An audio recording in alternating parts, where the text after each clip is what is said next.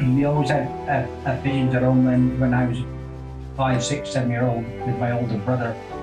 We used to collect the strays from around the farms and take them home. And being a kid, after a couple of days, I would let them out because I thought they would stay. They would go back to the farms, and then my brother would go back with the Essing sack and get them again. And when I was 22, I lived up in Wollaston near Wellington in North Lancs, and I got hold of the birds and I started racing from there in the Wellington North Road Club. 2 years there, and then I came back home and started off with, not long been married and kids, they come first. And I started again in 1974, and we had the old Logans then. I didn't know a lot about distance racing, but with the old Logans, you just pick them up, sent them 450 miles to Antwerp, and they'd be there.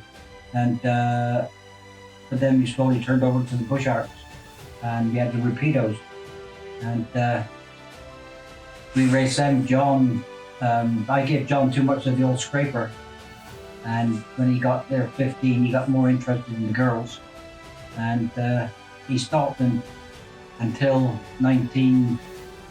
I had a heart attack in 2000, and a bad one, and he started off me with the pigeons, and he took me up to Derby to a sale. There was an old man from Holland that was selling his, and his pigeons had to go to 600 miles as yearlings, and I wanted a couple of them cocks, and he took me up there and I bought them, and then he started buying, and started off with, I thought, oh, he's buying pigeons for father, and all the way on from Derby, I was waiting for him to say something, and he got nearly home, and I said to him, what are you going to do with them pigeons? And he said, I'm going to build a loft tomorrow. And that's how he started. But he's fanatical.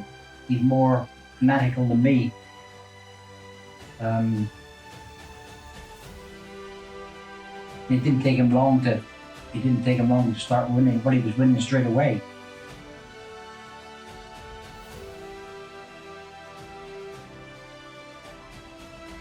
Best advice I could give someone who's just starting up in the sport is find someone local to you who's consistently not always winning, or necessarily always winning, but always consistent. See if you can get some pigeons off of them and learn by yourself. Listen to everybody, but decide what you want to do. And when I started off in the sport racing on my own, without Dad, or when I was in control of everything that, to get them racing and everything, I'd listen to everybody and I'd think, oh yeah, that's a good idea. Someone at some point must have mentioned to me about garlic in their water. And I thought, that's a good idea. Tried it, liked it, so I carried on with it. You've always got to try something to know whether it's going to work or not work. So if you try it and it doesn't work, well, just don't do it anymore.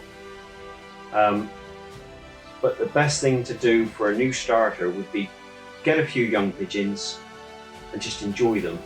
You don't have to be competitive, although they probably want to be competitive, like we all do.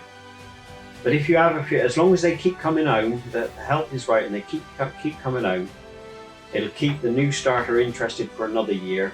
Then think about buying in whatever you want to do.